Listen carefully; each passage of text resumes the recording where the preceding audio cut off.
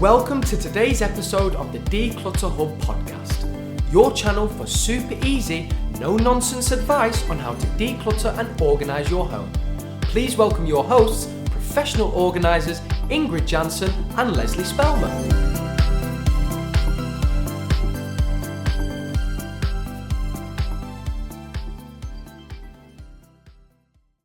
Hello and welcome listeners to episode 90 of the Declutter Hub podcast. I'm Leslie. If you have clutter and want to sort it out, this is the show for you.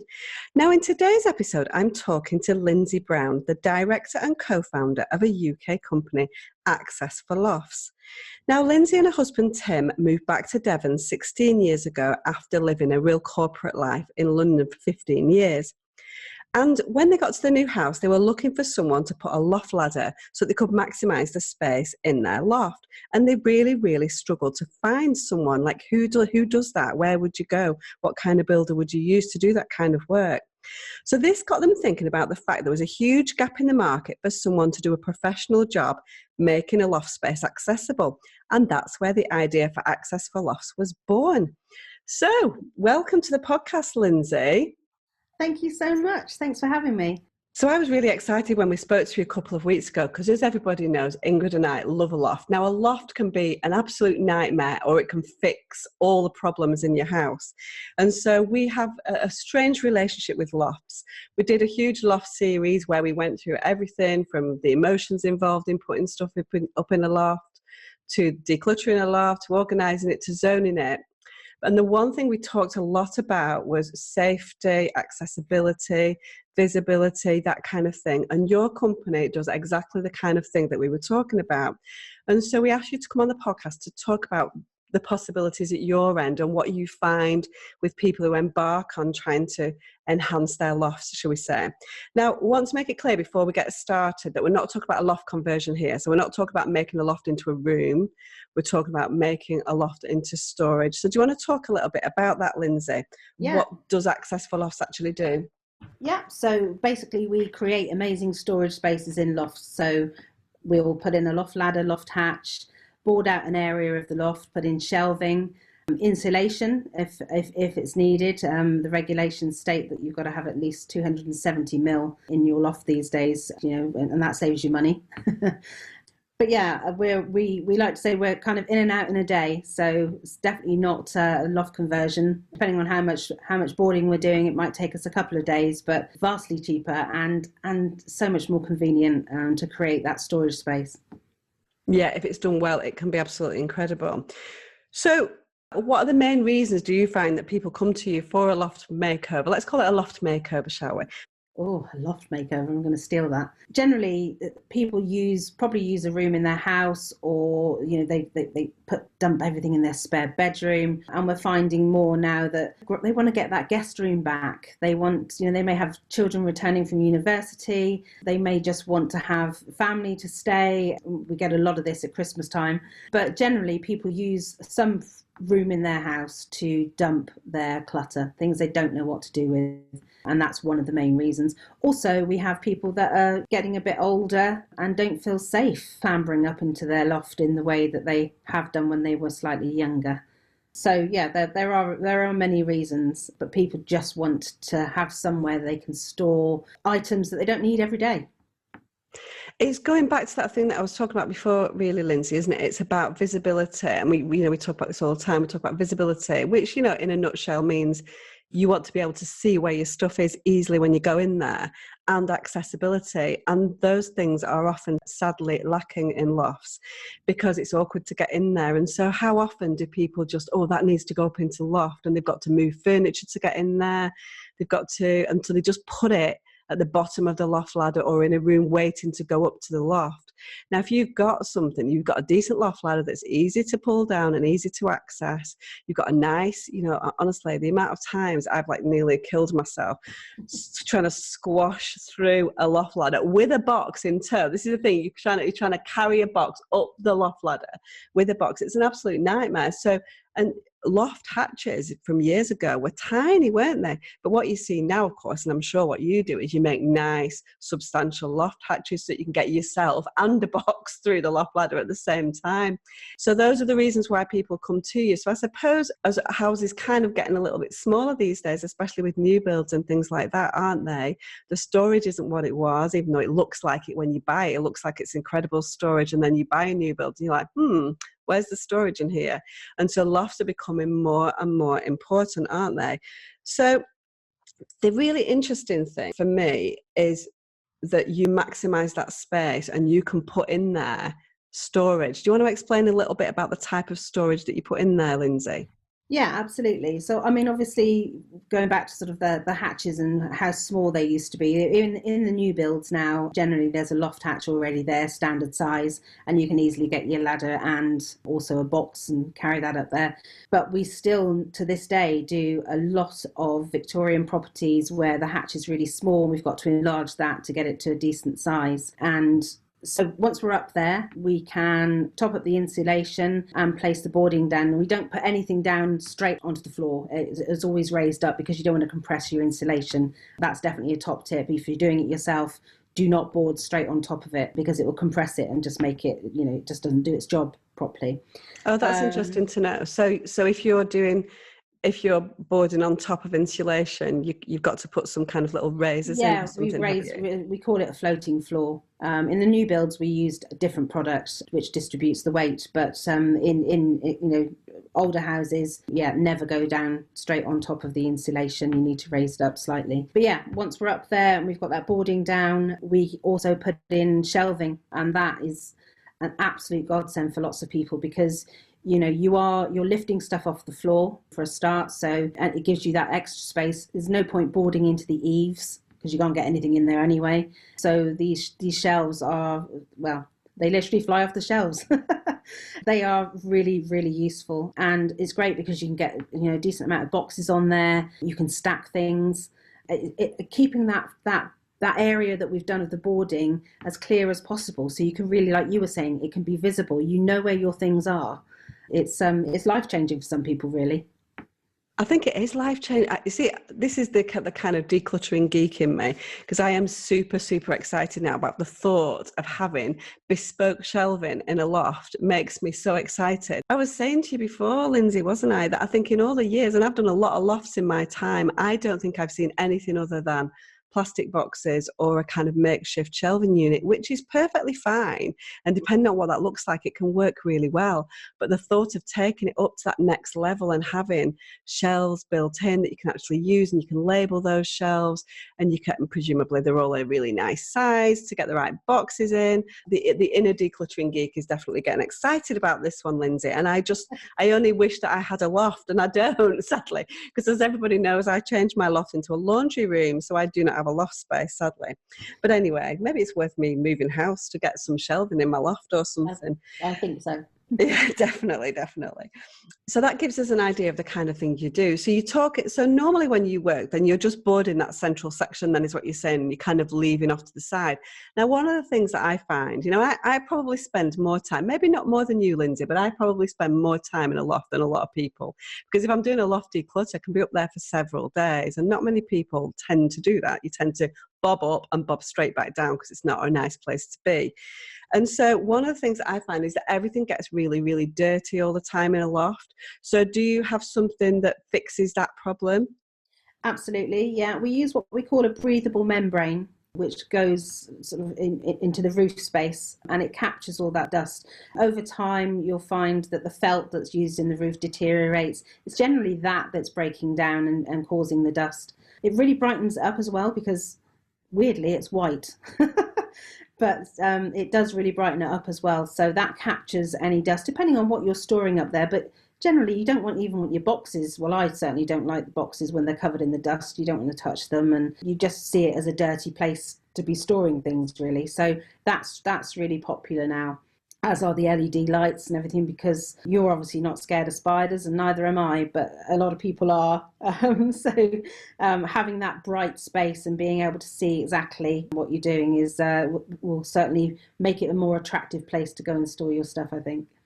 And I think that's the key, Lindsay, that's the key, is, quite often what we say when we're talking about these overflow storage areas, whether that be a garage, a loft, or a basement, is make it a nice place to be and take as much care in that room as you would in your lounge. I mean, obviously you're not going to stop putting wallpaper on the walls, but make it a nice place to be and make it labelled, make it accessible, make it bright, and so that the barrier, that because there's a psychological barrier, as you rightly say, which is I don't want to go up in the loft, it's really dark, it's dingy, it's dirty, it's everything's covered in mess, you know, it's awkward to get into. So all of these barriers psychologically are stopping us from putting things away or doing as much as we can to kind of keep on top of the stuff that's up there, which is the reason why we end up just shoving stuff up there, which is what we do. You know, people literally push boxes in, push it over the ladder, and then shut the hatch, and that's the end of that. Absolutely. And that's what we're trying to avoid, and that's what we can avoid if you take some time and some care in creating a space that you can really work with. So when people come, this is what I'm really interested in. So so somebody said, right, you know what, Lindsay, absolutely, we want our loft space boarding out, we want to make it an accessible space and visible, etc. We've got too much stuff. What do they need to do before you work with them? So I'm thinking that obviously the whole of the loft in principle needs to be emptied, which is quite a colossal task for most people. So do people do that? Do they empty it? Do they declutter? Do you find that they're decluttering first, or that they're saying, oh my word, they're coming tomorrow and I've got all this stuff, and it's like some kind of crazy free-for-all the day before, or frantically trying to take things down? I wish it was the case that people said, oh, let's clear the loft because they're coming. No, that doesn't happen. And to be fair, we do say on all our paperwork that the loft needs to be cleared, because we do need to be able to get up there and move around. But generally what will happen is some of the bigger stuff may come down and sort of sit in the spare room while we're working there. But generally the customer will have moved things to one side. We'll board the other side, then move everything back. You know, we go up to some lofts and it's absolutely chocker, and we go up to others where they've got a couple of boxes and a Christmas tree. So it does vary, but we can work around you, really. But if it's absolutely full, then, you know, we do need a room to be able to at least to get up there. So that's great, actually. So we've talked about the kinds of things that people do and how that works before. So I want to come back and talk about maybe some interesting things that you've seen in your time of loft boarding. But before we do, I want to talk about what we do at the Declutter Hub to help you to declutter your loft. So within the Declutter Hub, we have a room-by-room boot camp. And what that means is we tackle one room at a time in an order that makes sense. So Ingrid and I have looked at all the rooms in the house and what makes sense emotionally. What we don't want to do is we don't want to tackle really difficult projects right off the bat. We want to start and take it one step at a time. So the loft, garage and basement, shed, all of those overflow storage areas, we cover as the fifth area in our boot camp. And we've done before that, we've done kitchen, we've done bedroom, which are generally easier rooms to actually do than a loft, because a loft is a huge job. And so that's the fifth week of our 8-week declutter boot camp. So what is the boot camp all about? We have within the boot camp, we have step-by-step videos. So Ingrid and I are on camera talking about our experiences of things, giving you all our hints and tips, telling you how to declutter, telling you how to organise, suggesting storage to you. And we also do show rounds of what we have in our own homes. You're going to be disappointed with my loft show round because, as I said, I haven't got one. And Ingrid hasn't got one either. So there was no show rounds of the loft, but we do one of our garage just in case you're interested. So we're just seeing the first raft of the Declutter Bootcamp people. Our first boot campers have just come through and they've done their whole house and they are seeing some absolutely brilliant results. If you're interested in doing your house room by room and taking it one step at a time, the bootcamp might be just the thing for you. So go and take a look at members.declutterhub.com and you can get all of the information that you need about the bootcamp, and we'll include it obviously in the show notes as well. So if you're listening to this podcast and you're thinking, you know what, I really, really would love that kind of, it's time, and I know now that there's a company out there that can do this kind of thing for me, decluttering is probably going to be on your agenda. So maybe our bootcamp is just the thing for you. Anyway, right, Lindsay, I want to ask you about some of the lofts that you've gone into that have maybe been accidents waiting to happen. Now, I know you told me before a little story about what happened in your house when you were growing up, and I think it resonates with a lot of people. So tell us about that. Yeah, no, my dad used to get in his little two-step ladder, climb up to the top, then put his foot on the ledge of the bathroom door and then door frame, and then hoist himself up into the loft. It really was an accident waiting to happen. He wasn't very good at staying on his feet generally. Anyway, he was always a little unstable. So my mum was always shouting at him and saying, you need to use a proper ladder. So I always think about him when we're putting in the loft ladders, because we speak to so many people that are like my dad. And also, my dad's no longer with us, unfortunately, but so my mum is on her own, and having that loft ladder has made such a difference to her. The thought of her getting up into the loft like my dad used to do, well, she just wouldn't be able to do it. But she's up and down there all the time now. She doesn't wait for anybody. We don't have to go around and help her with that. She's actually got a really nice, tidy loft now. Mind you, she gave us most of our stuff back. She said, "Come on, kids, time to take your own stuff back." And that's a top tip, I think. Give your children back all their stuff that they've been storing in your loft since they left home. But yeah, it made a massive difference to their lives, and I'm so glad we did that. It makes me smile thinking about him doing that. I know, and it's not uncommon, is it? It's not uncommon at all. No. And again, that's the problem, because it's, you're saying, oh, you've got to go and get a ladder, but then you've got to go all the way downstairs. You might have to go to your shed, go to your garage, bring it up. It's awkward to bring it up and then get in the positioning of it right. And talking about loft ladders, Lindsay, there really are different qualities of loft ladder. So, again, because I spend a lot of time in lofts, it's like music to my ears when I see certain kinds of loft ladders compared to others. Some are very rickety. You nearly cut your fingers off trying to get them open half the time. So I know which kind of loft ladder I prefer. And something that I saw more recently was a lot of them, talking about your mum, have got handrails on them as well, haven't they? So you've actually got a handrail that you can use going up, which is fantastic. Yeah. So there really are. There's different qualities. So very, very good quality now. And some people prefer sort of the wooden ladders because there's a wider tread, but some of the telescopic ladders have a really good wide tread for people to feel safer as well. And yeah, the 3-section ladders come with the handrail. You can have it on one side or the other. It's entirely up to you, which depending on which hand is more dominant for you. And it just gives you that extra feeling of support, doesn't it? Safety, holding on to that rail as you're going up, because it can be scary, regardless of whether you've got the right equipment or not. You need to be careful. You shouldn't be going up there in your flip-flops or your slippers, that's for sure. Exactly. When we did our podcast series, we had to do 3 episodes because it's so meaty, actually, talking about lofts. And we talked a lot about logistics and safety. And one of the things that always really bothers me is the amount of weight that people are putting in their lofts. So is that something that you see as a problem? Is there an infinite amount of weight? Can you put as much weight in a loft as you can in a normal room? Or is it less? How does that all work? I know you can't be specific because it's going to be very dependent on the house and things. But do you feel that people are overloading their loft spaces generally? Sometimes, like I say, sometimes we go up there and it's literally just a Christmas tree and a couple of boxes, and that's fine. You just need to be sensible about it, really. You're not going to have a weight bench up there and weightlifting equipment and things like that. You do have to think about that. One thing I do want to mention is people that have got new houses, because we were saying before when we were chatting that they don't have the storage space necessarily in the new builds. We always think that they do, but actually when you move in there, you realise that there's not a lot. And people get told all the time that they can't put stuff up in the loft because it's not built to take any weight, and it's normally got a lot of insulation up there to make it energy efficient, which is right. And that is probably going to invalidate their NHBC warranty. But if the house has been constructed with a loft hatch there, then the trusses should have been designed to support a storage load of 25 kilogram per square metre. And a 90 kilogram person. So if you're putting up a few boxes and spreading them out over shelving, then you haven't got a problem. I think just be mindful of it, really, and think about that. You shouldn't be overloading it, but equally it is a fantastic storage space, and if you're sensible with it, you can get a lot of things up there.